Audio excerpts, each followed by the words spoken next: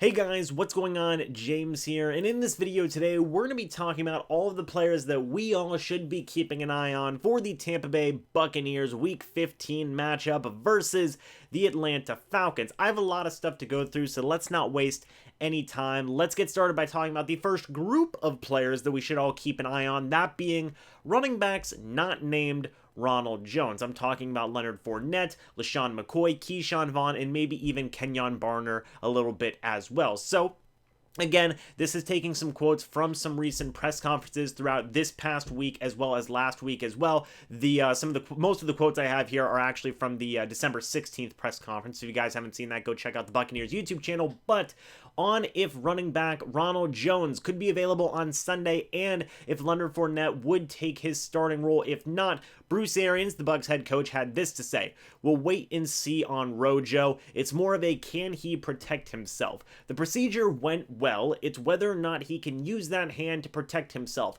Leonard will step back into that spot if Jones cannot play. Yes." Then Bruce Arians was asked on if running back Leonard Fournette's headspace after being a healthy scratch last week. Bruce Arians said he's in a great spot. He understood everything last week and he understands everything this week. He had a great practice today and was into it. Leonard is a pro. Just like everybody else on our team, it's a week-to-week thing. Another question that was asked was on the importance of solidifying the third down running back entering the final stretch of the season. Bruce Arians then said, "I think Tom Brady trusts all the guys. Each week, each game plan is a little bit different depending on who we're playing and who's the best matchup. Shady did a good job last week, obviously, and we'll just see how it goes. We'll play it by ear each week." Then on how many pins running back Ronald Jones had placed in his finger and if Jones can be expected to recover quickly, similar to wide receiver Chris Godwin returning from a similar procedure in 1 week, Bruce Arians said, "I don't think so, just because of Chris being a receiver and being in space. He was able to put a brace on and play. He had 10 pins," talking about how many pins Ronald Jones had in his finger, I think. "I don't think Ronald has more than 2. Well, okay, so correction there. Chris Godwin had 10 pins in his finger. Ronald Jones has no more than 2, which is good. A running back defending himself, there's contact every single play. You have to put the ball in your left hand sometimes to do that. There have been runners who are one-arm runners, but I just want to make sure he's more than capable of defending himself. We've got good backs, so we don't have to push it." And then finally, on when running back Ronald Jones may test his finger and the job of the front office to build depth at the running back position this offseason, Bruce Arians then said, "I think Rojo, hopefully tomorrow we will see." So he's going to be testing out his finger on the 17th, which is today. But definitely Friday. I can't say enough about Jason Light and the job he's done. This is a heck of a roster. We've got depth everywhere. When we've had guys go down, we've had quality people replace them. Just watching them work in the last 24 hours with snappers, punters, and kickers, getting guys in there or in here was amazing. Quality people too, and we will talk about that special team situation here in a minute. But basically, from what I am gathering about all this stuff that is going on right now, it seems like Bruce Arians is very unsure as to whether or not Ronald Jones will be available for the Falcons game because he's a running back. He's going to be touching the ball or in some type of action every single play. It's going to be a lot different of a situation than what was going on with Chris Godwin, so there is more of a likelier chance that Ronald Jones cannot play. It sounds like if he can't go, Leonard Fournette will take the starting running back duties right there, and Bruce Arians also says that, yeah, LeSean McCoy had a good game last week. We'll see how the matchup goes. We'll see basically what the game plan is, revolving guys who are probably not named Leonard Fournette and probably LeSean McCoy as well. But there's your kind of simple answer. If Ronald Jones cannot go, Leonard Fournette will be the starting running back in his place, and then LeSean McCoy will have some type of role as well, and then we will have to see what goes on with Vaughn and Kenyon Barner, depending on what they want to do with the game plan, and depending on how they feel who matches up better versus the Falcons. So it was good to get all that information there. The next player I'm going to be keeping us all an eye on is going to be starting Bucs cornerback Carlton Davis. Now, Carlton Davis also had a press conference on December 16th, and he was asked on Falcons wide receiver Julio Jones and what he remembers from playing Jones in previous seasons. Carlton Davis had this to say: he's just an all-around good receiver. He can run past you, he can out-quick you, he can out-physical you, and he attacks the ball. He's like every different kind of receiver put into one, and that's what makes him hard to defend. He can beat you in so many different ways. You have to be on your P's and Q's for sure. This is going to be another incredibly tough matchup for Carlton Davis. It seems like Julio Jones is going to be playing in this game. I know I said in yesterday's video that there was some debate as to whether or not Julio would be playing. It seems like Carlton Davis believes that Julio Jones is going to be playing based on the question that he had received there, which that is not an easy matchup. I have always said that if Julio Jones is healthy and he's 100%, he is probably a top 3 wide receiver in this league. I still fully believe that. Julio Jones is insane, and I think Carlton Davis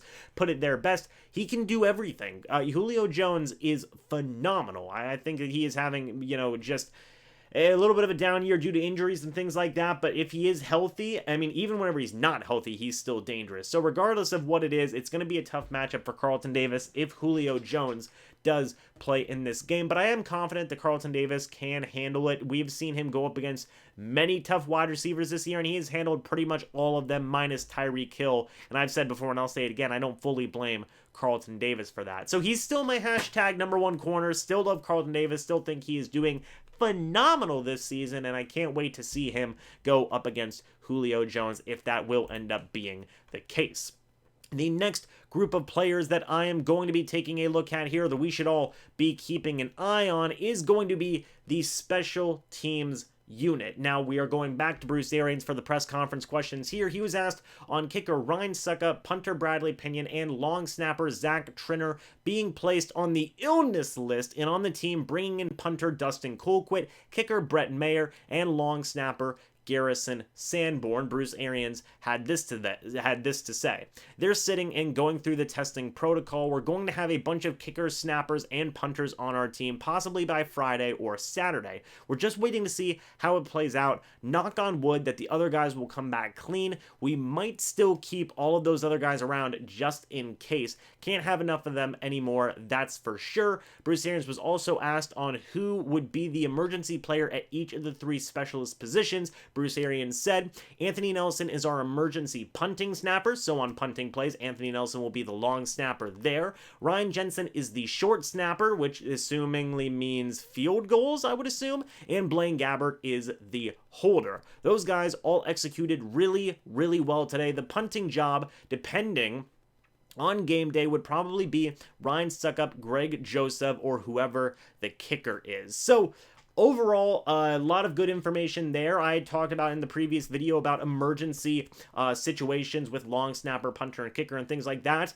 Anthony Nelson, the punting long snapper, Ryan Jensen, the field goal snapper, Blaine Gabbert, the field goal holder, and then finally Greg Joseph. He may have to pull double duty if they don't decide to bring in any of the guys who they have been working out: Dustin Colquitt, Brett Mayer, and Garrison Sanborn. But it seems like they're probably going to be signing, I would say, at least Dustin Colquitt to help out, and probably Garrison Sanborn as well. So that was some stuff that I all talked about in the most recent video with the matchups to watch, but I just wanted to go ahead and get some more information out there in terms of who they're bringing in and what their overall plan is. It seems like they've got a very good plan, and the Buccaneers will have a kicker, they will have a punter, and they will have a long snapper come game day, whatever they got to do with the roster to get that sorted. If I had to guess, I'm going to probably say if Suckup, Pinion, and Trinner cannot go, I'm going to say Greg Joseph is the kicker, Dustin Colquitt is the punter, and then Garrison Sanborn is the long snapper. That would be my guess. If you guys want to leave your guess, let me know down in the comments section below. But the second to last player that we are going to be keeping an eye on here is going to be Tristan Wirfs, who I talked about in the previous video. I've been very happy with his production. The coaching staff has been very happy with his production, and I have some more quotes, this time from assistant head coach and run game coordinator Harold Goodwin. He was asked on if tackle Tristan Wirfs has surprised him with his evolution throughout the season. Harold Goodwin had this to say: Yeah, obviously he's a special rookie. Probably the last special one I've been around was Maurkice Pouncey, just to come in and be a day one starter type of guy and to excel at a high level from a playing standpoint has been awesome. I've been shocked, especially with all the guys he's been up against from a pass rush standpoint. He's held up pretty good. Obviously, we've talked about before that one hiccup against Khalil Mack, but other than that, he's been phenomenal. And then asked on if Wirfs being exactly what the team had hoped for when it traded up in the NFL draft to select him, Harold Goodwin then said, I would say he's probably exceeded our expectations, especially for a rookie. To go up and get him was a big buy for our GM and our owners to allow that to happen. It's huge because it would be tough to say where we would be today without him. Right now, you can't imagine life without him. It's been great. To me personally, he should be a Pro Bowl player. The way he's played, the way he's produced week in and week out, the pass rushers he's seen, he should be an all-pro in my opinion. Hopefully we don't screw him up and he can continue to play that way. I like him a lot and I'm glad we got him. So first things first, Tristan Wirfs, I have him on here because I just want to continue to watch greatness. That is Tristan Wirfs' rookie season. He is playing phenomenal. Bruce Arians says he should be a Pro Bowler. Harold Goodwin says he should be a Pro Bowler / All-Pro. Larry Foote, the Buccaneers linebacking coach, has said he should be a Pro Bowler / All-Pro. I mean, there's so much love for Tristan Wirfs. It's absolutely awesome to see. Getting compared to Maurkice Pouncey is a great comparison, by the way. Very high praise for Tristan Wirfs getting compared to him because Maurkice Pouncey is a long-time high-tier starter in the NFL. I mean, he really has been one of the better offensive linemen in the entire league for many, many years now. So the fact that Tristan Wirfs is getting that kind of comparison in his rookie season is awesome, in my opinion. But to kind of take it a little bit further, I love the line that Harold Goodwin says here when he says, it's huge because it would be so tough to say where we would be today without him. Right now, you can't imagine life without him. I think that that's 100% accurate. And then he also gives props to the general manager, Jason Licht, and the owners to allow that type of move to happen. And I remember when the trade up happened, a lot of people were critical, saying, he could have fell one more pick. We didn't have to trade up to get him. At the end of the day, this has worked out phenomenal. One of Jason Licht's better draft picks, in my opinion.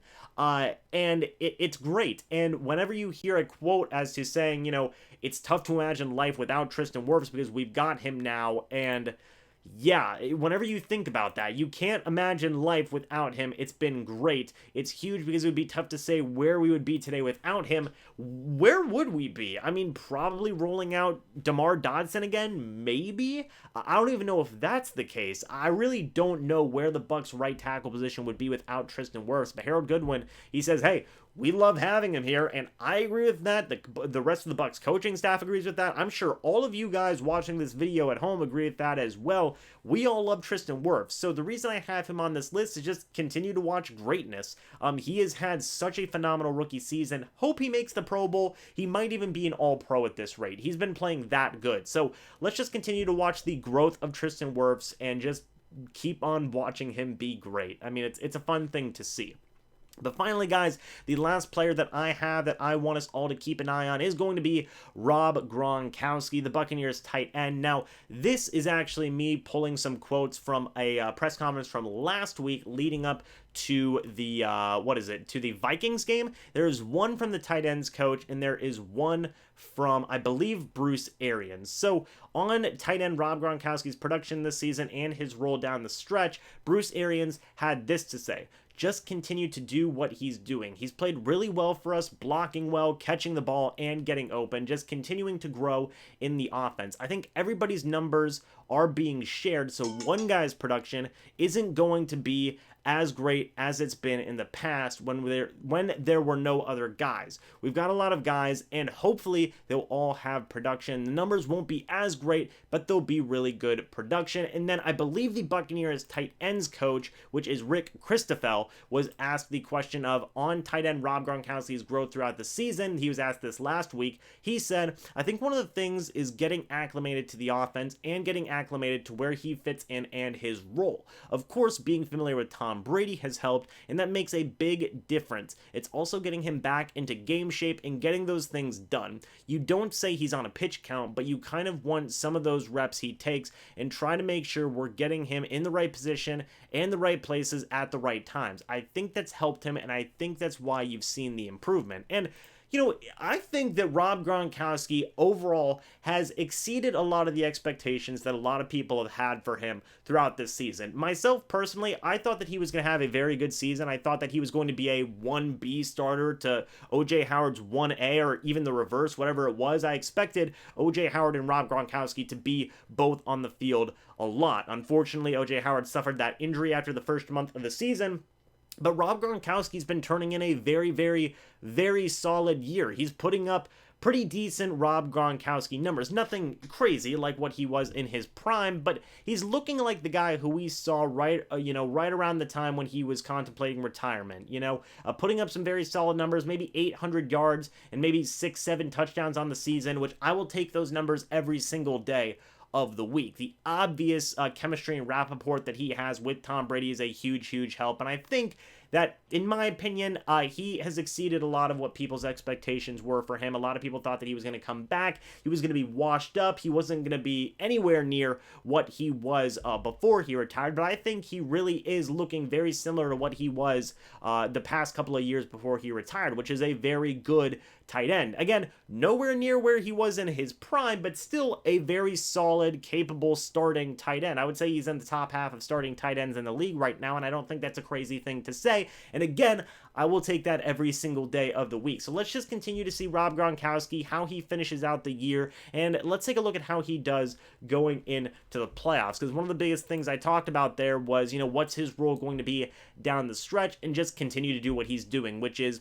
really making the most of his opportunities, getting a long pass here, a long pass there, and, not exactly killing himself in terms of getting a ton of catches and targets and things like that. He's been very efficient, I will say that, of Rob Gronkowski. So if he's just going to continue what he's been doing throughout the season, I'm very happy with that 100%. But guys, that is going to be it for this video. Let me know your thoughts about all the players that I mentioned down in the comments section below, and what are some other players that you guys are going to be wanting to keep an eye on in this upcoming game versus the Falcons. I will obviously have more updates on that special team situation as more quotes and reports come out. But anyway, guys, that's going to be it for this video. Hope you all enjoyed, and I will see you in the next video or the next live stream. But until then, and as always, guys, goodbye for now, and go Bucs.